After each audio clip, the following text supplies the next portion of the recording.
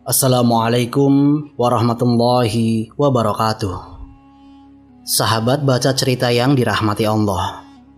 Seorang raja Arab, mahkota di kepala, pasukan ratusan orang. Kekuasaan membentang dari Syam hingga padang pasir Yordania. Ia masuk Islam di hadapan Khalifah Umar bin Khattab radhiyallahu anhu. Kaum muslimin pun bergembira. Sejarah seolah akan mencatat satu kemenangan besar. Namun hanya karena satu pukulan di dekat Ka'bah semua itu runtuh. Bukan karena Islam menzaliminya, bukan karena hukum Allah tidak adil, tapi karena Islam tidak mau tunduk pada kesombongan seorang raja. Inilah kisah Jabalah bin Al-Ayham. Kisah tentang keadilan Islam yang tidak bisa dibeli oleh mahkota. Tentang iman yang dipuji bukan dengan pedang, tapi dengan kerendahan hati. Dan di akhir kisah ini, kita akan bertanya pada diri sendiri, apakah kita benar-benar siap tunduk pada Islam, atau hanya siap selama Islam tidak menyentuh ego kita? Simak kisah ini sampai akhir, karena kisah ini bukan tentang dia, tapi tentang kita. Bismillah, mari kita mulai ceritanya.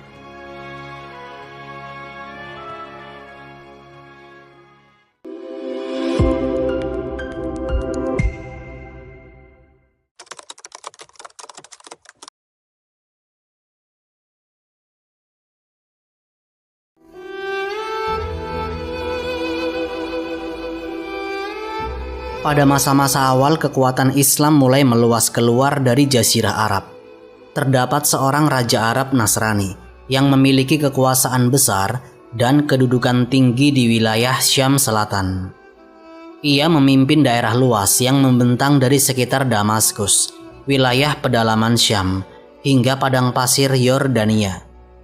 Raja itu adalah Jabalah bin Al-Ayham, penguasa terakhir dari dinasti Ghazan, sebuah dinasti Arab Kristen yang telah lama berperan penting dalam percaturan politik regional.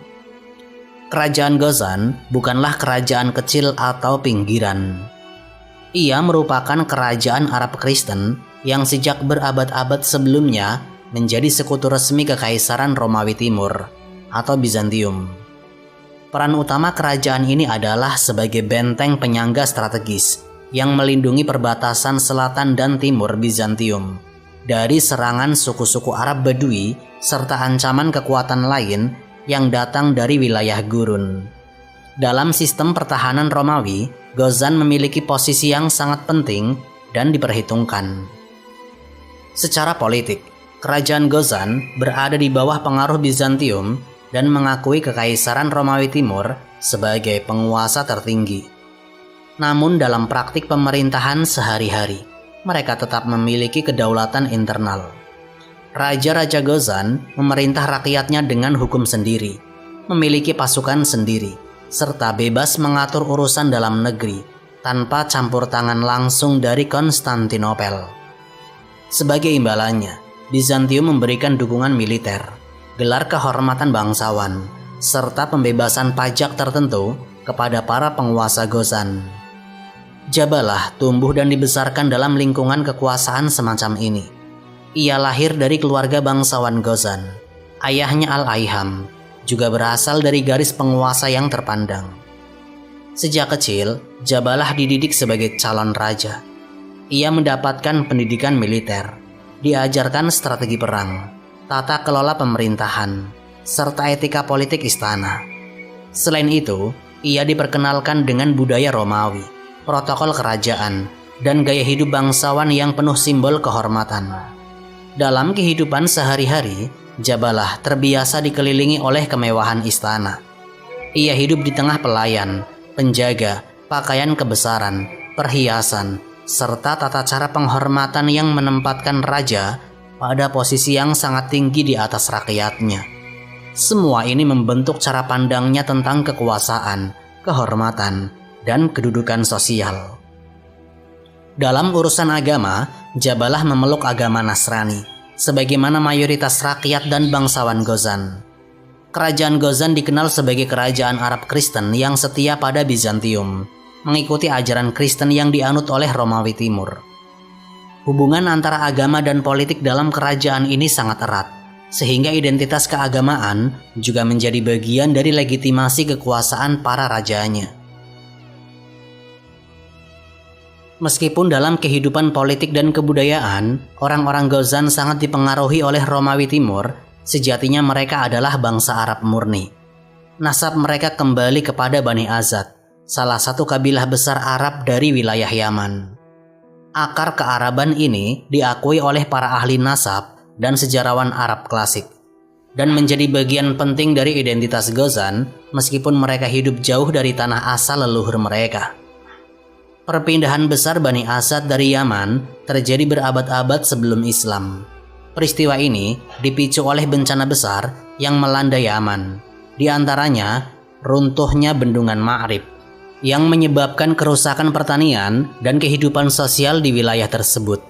Akibatnya, banyak kabilah Asad meninggalkan Yaman dan menyebar ke berbagai penjuru Jazirah Arab dan wilayah sekitarnya.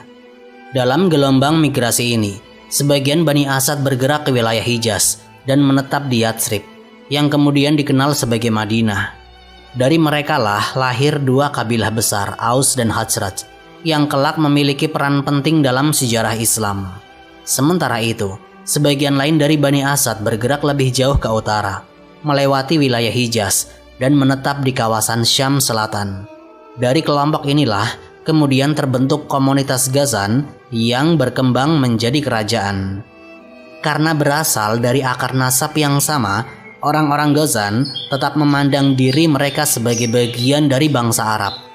Bahasa yang mereka gunakan dalam kehidupan sehari-hari adalah bahasa Arab. Meskipun dalam urusan administrasi dan diplomasi mereka juga menggunakan bahasa dan sistem Romawi. Syair, tradisi, dan nilai-nilai kesukuan Arab tetap hidup di tengah masyarakat Ghazan, berdampingan dengan pengaruh budaya Bizantium. Atas dasar inilah, secara nasab, Jabalah bin Al-Aiham memiliki hubungan kekerabatan dengan penduduk Hijaz, termasuk masyarakat Madinah. Ia bukan sosok asing di tengah bangsa Arab. Hubungan ini menjelaskan mengapa sebelum Islam, interaksi antara kerajaan Ghazan dan suku-suku Arab Hijaz lebih banyak bersifat hubungan dagang, persekutuan, dan komunikasi politik, bukan permusuhan terbuka. Jalur perdagangan antara Syam dan Hijaz mempertemukan kedua wilayah ini secara rutin. Sebagian tokoh Arab Hijaz bahkan dikenal di lingkungan Ghazan. Di antara mereka adalah Hasan bin Sabit radhiyallahu anhu, penyair terkenal dari kalangan Ansor, yang dalam riwayat-riwayat sejarah disebutkan pernah berinteraksi dan dikenal di lingkungan Ghazan sebelum masuk Islam. Hal ini menunjukkan kuatnya hubungan kultural antara bangsa Arab di Hijaz dan Syam Selatan, serta adanya ruang komunikasi yang luas di antara mereka jauh sebelum datangnya Islam. Ketika Islam mulai menyebar luas di Jazirah Arab dan negara Islam berdiri kokoh pada masa Sayyidina Abu Bakar As-Siddiq, kemudian dilanjutkan oleh Sayyidina Umar bin Khattab radhiyallahu anhu, peta kekuasaan politik dan militer di kawasan Timur Tengah mengalami perubahan besar. Wilayah Syam yang selama berabad-abad berada dalam pengaruh kuat Romawi Timur mulai menghadapi tantangan baru dari kekuatan Islam yang terus berkembang dan terorganisasi dengan baik. Pada saat itu, Kekaisaran Bizantium berada dalam kondisi melemah. Perang panjang dan melelahkan melawan Persia Sasania telah menguras sumber daya manusia, keuangan, dan militer mereka. Banyak kota rusak, kas negara menipis, dan stabilitas internal terganggu. Di samping itu, konflik internal, perebutan kekuasaan, serta beban administrasi wilayah yang luas semakin memperberat keadaan Bizantium. Dalam situasi seperti ini, kemampuan Bizantium untuk melindungi wilayah perbatasannya tidak lagi sekuat masa sebelumnya.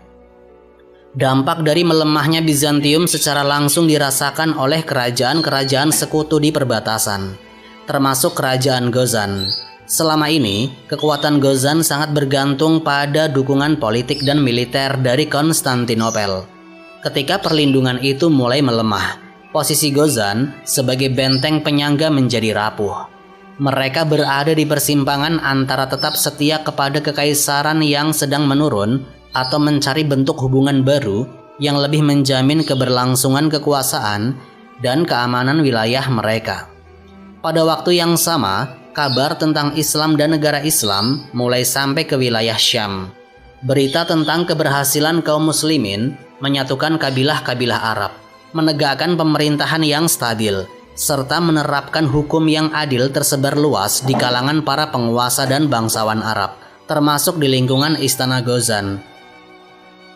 Nama Sayyidina Umar bin Khattab dikenal sebagai pemimpin yang tegas, sederhana, dan konsisten dalam menegakkan keadilan tanpa memandang status atau kedudukan. Jabalah bin Al-Aiham mendengar semua kabar tersebut.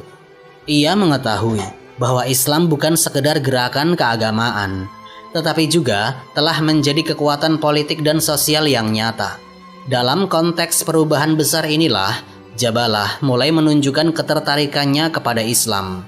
Sebagian sejarawan menyebutkan bahwa ketertarikan ini muncul dalam situasi yang kompleks, di mana pertimbangan agama, politik, dan masa depan kerajaannya saling berkelindan.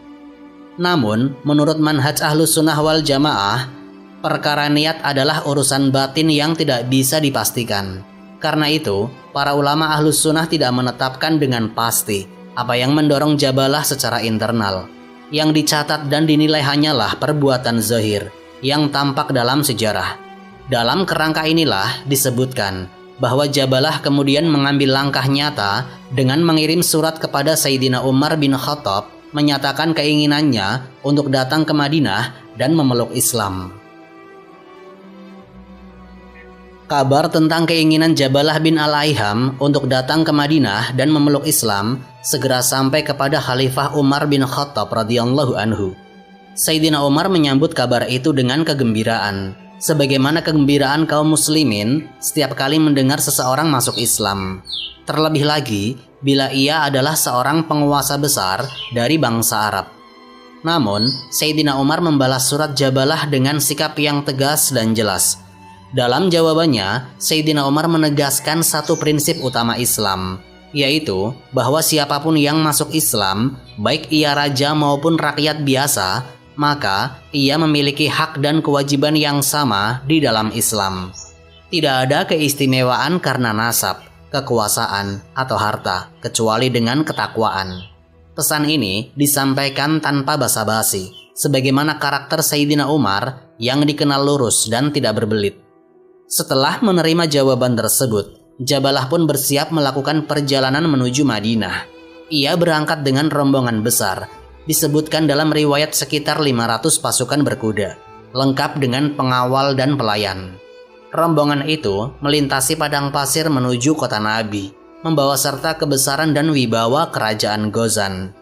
Ketika mendekati Madinah, Jabalah memerintahkan rombongannya untuk mengenakan pakaian kebesaran. Para pengawalnya mengenakan busana berhias. Sementara Jabalah sendiri tampil sebagai seorang raja. Ia mengenakan jubah indah bersulam, perhiasan, dan mahkota kerajaan yang menjadi simbol kekuasaannya. Penampilan itu mencerminkan kebiasaan raja-raja Ghazan yang terbiasa menunjukkan kehormatan melalui tampilan lahiriah. Saat rombongan itu memasuki Madinah, penduduk kota keluar menyambut.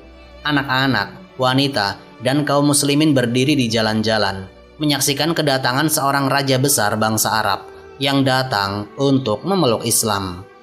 Suasana penuh rasa ingin tahu dan kegembiraan. Sebagian orang takjub melihat kebesaran rombongan itu, sementara yang lain bersyukur atas hidayah yang Allah berikan kepada siapapun yang Allah kehendaki. Di hadapan kaum muslimin, Jabalah menyatakan keislamannya. Ia diterima sebagai seorang muslim dan tinggal di Madinah bersama kaum muslimin lainnya. Tidak disebutkan bahwa ia diperlakukan secara istimewa melebihi yang lain. Ia hidup di tengah masyarakat Madinah sebagaimana kaum muslimin pada umumnya, berada di bawah kepemimpinan Khalifah Umar bin Khattab radhiyallahu anhu. Pada tahun itu pula, Jabalah turut serta bersama Sayyidina Umar menunaikan ibadah haji. Ia berangkat ke Mekah sebagai seorang muslim, menyatu dalam rombongan kaum beriman yang datang dari berbagai penjuru, mengenakan pakaian ihram yang sama, dan menjalankan manasik sebagaimana yang diajarkan dalam Islam. Ketika musim haji tiba, Mekah dipenuhi kaum muslimin dari berbagai kabilah. Di tengah lautan manusia yang tawaf mengelilingi Ka'bah, Jabalah bin Al-Aiham ikut berjalan bersama mereka. Ia mengenakan pakaian ihram, namun masih tampak membawa sisa kebiasaan lamanya sebagai seorang raja, termasuk jubah panjang yang dikenakannya. Dalam keramaian tawaf itu, seorang laki-laki dari kabilah Fazarah melangkah terlalu dekat. Tanpa sengaja, kakinya menginjak ujung jubah Jabalah. Tidak ada niat buruk, tidak pula kesengajaan. Namun bagi Jabalah, peristiwa kecil itu terasa sebagai penghinaan besar. Jabalah langsung menoleh dengan wajah memerah. Amarah jahiliyah yang masih tersisa di dadanya bangkit seketika. Tanpa menahan diri, ia mengangkat tangannya dan memukul lelaki tersebut dengan keras. Pukulan itu mengenai wajahnya hingga hidung lelaki Fazarah itu terluka dan berdarah. Keramaian sejenak berhenti.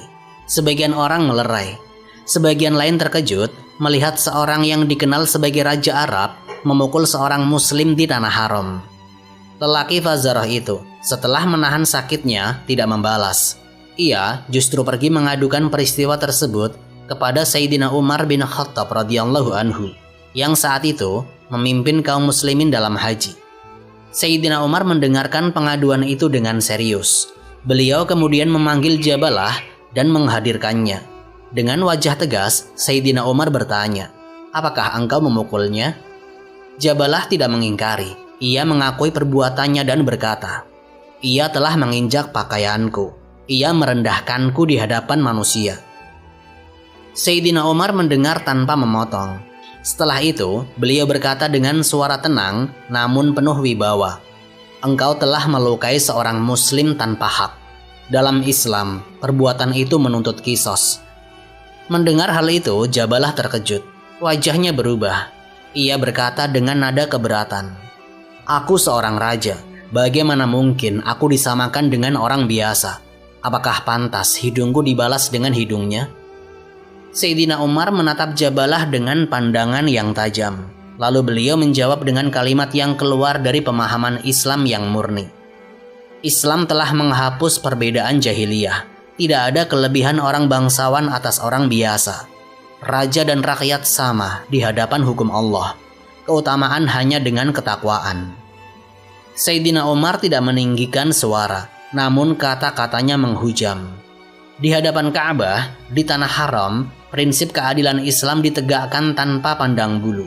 Tidak ada pengecualian karena mahkota, tidak ada keringanan karena masa lalu kekuasaan. Peristiwa itu menjadi ujian nyata bagi keimanan Jabalah. Apakah ia menerima Islam dengan seluruh konsekuensinya atau hanya pada namanya saja? Keputusan Sayyidina Umar bin Khattab radhiyallahu anhu itu terasa amat berat bagi Jabalah bin Al-Aiham. Di hadapan hukum Islam, semua latar belakangnya runtuh sekaligus. Mahkota, sejarah kerajaan, kehormatan bangsawan, dan kebiasaan dihormati tanpa bantahan. Ia mulai menyadari bahwa Islam bukan sekedar agama yang diucapkan, tetapi sistem hidup yang menundukkan siapapun kepada hukum Allah. Jabalah berkata dengan nada tertahan, "Wahai Amirul Mukminin, apakah tidak ada keringanan bagiku? Aku baru masuk Islam, aku seorang raja. Tidakkah kedudukanku dipertimbangkan?" Sayyidina Umar menjawab dengan tegas namun lurus, "Islam tidak membedakan manusia karena nasab dan kekuasaan. Engkau masuk Islam sebagaimana kaum muslimin lainnya. Hakmu sama dan kewajibanmu pun sama." Jabalah terdiam. Dalam hatinya terjadi pergulatan. Ia datang kepada Islam dengan harapan mendapatkan kemuliaan.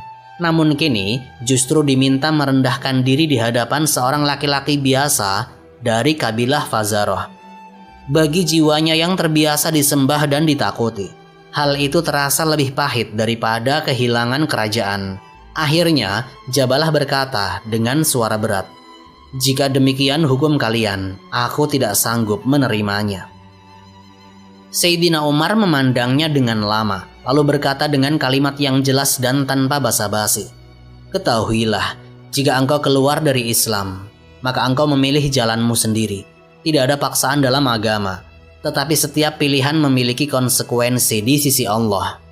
Sayyidina Umar tidak memaksanya. tidak pula merayunya dengan dunia. Beliau justru memberikan Jabalah waktu hingga esok hari, agar berpikir dengan tenang. Ini sesuai manhaj Ahlus Sunnah, menegakkan hukum dengan ilmu, hujah, dan kejelasan, bukan dengan emosi.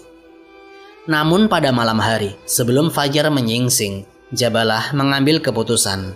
Diam-diam, ia mengumpulkan rombongannya, tanpa berpamitan, tanpa menemui Sayyidina Umar kembali. Ia meninggalkan Mekah dan bergerak cepat menuju wilayah kekuasaan Bizantium.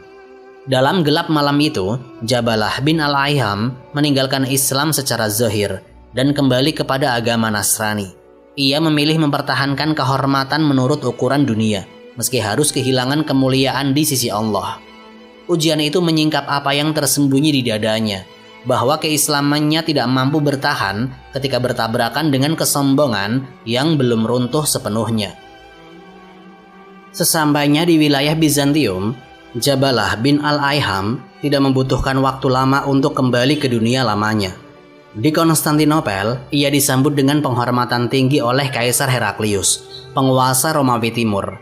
Bagi Bizantium, kembalinya seorang raja Arab Nasrani bukan hanya kemenangan simbolik, tetapi juga keuntungan politik. Jabalah diberi tempat tinggal di lingkungan istana. Ia dianugerahi tanah, harta, serta tunjangan tetap. Pakaian kebesaran kembali dikenakannya. Emas dan perak mengalir. Pelayan berdiri di kanan kiri. Jamuan istana digelar hampir setiap hari. Secara lahiriah, Jabalah kembali menjadi raja seperti sebelumnya, bahkan lebih aman daripada ketika kekuasaan Ghazan mulai runtuh. Namun kemewahan itu tidak sepenuhnya menenangkan jiwanya. Pada suatu masa, utusan Khalifah Umar bin Khattab radhiyallahu anhu datang ke Konstantinopel membawa surat dakwah untuk Heraklius. Dalam salah satu kesempatan, utusan itu bertemu dengan Jabalah. Ia melihat Jabalah tampil dengan jubah mahal dan mahkota kehormatan, dikelilingi pelayan dan pejabat Romawi. Tetapi ia juga melihat sesuatu yang sulit disembunyikan, yaitu kegelisahan di wajahnya. Jabalah memulai percakapan dengan nada yang dibuat ringan. "Bagaimana keadaan Umar bin Khattab sekarang?" Utusan itu menjawab, "Beliau sebagaimana yang engkau kenal, hidup sederhana, tidur di tanah, namun Allah meninggikan agamanya. Negeri-negeri jatuh satu persatu ke tangan kaum muslimin." Jabalah terdiam sejenak, lalu ia bertanya lagi, seolah ingin memastikan, "Bagaimana keadaan kaum muslimin?" Jumlah mereka bertambah, keadilan ditegakkan, yang kuat tidak menzalimi yang lemah, jawab utusan itu singkat. Mendengar itu, wajah Jabalah berubah. Senyum istana yang biasa ia pakai memudar. Ia menundukkan pandangan lalu berkata pelan, "Demi Allah, tidaklah Umar meninggalkan sesuatu karena Allah, melainkan Allah menggantinya dengan yang lebih baik." Ucapan itu keluar dari lisannya, meski ia sendiri telah memilih jalan yang berlawanan. Di sekelilingnya, istana tetap megah, jamuan tetap berlangsung. Namun di dadanya ada kesadaran yang tidak mampu ia tepis, bahwa kemuliaan dunia yang ia raih kembali dibayar dengan kehilangan sesuatu yang jauh lebih berharga. Jabalah hidup di istana Bizantium sebagai bangsawan terhormat, tetapi sejarah mencatatnya bukan sebagai raja yang teguh, melainkan sebagai lelaki yang pernah mengenal kebenaran, lalu berpaling darinya ketika kebenaran itu menuntut kerendahan hati.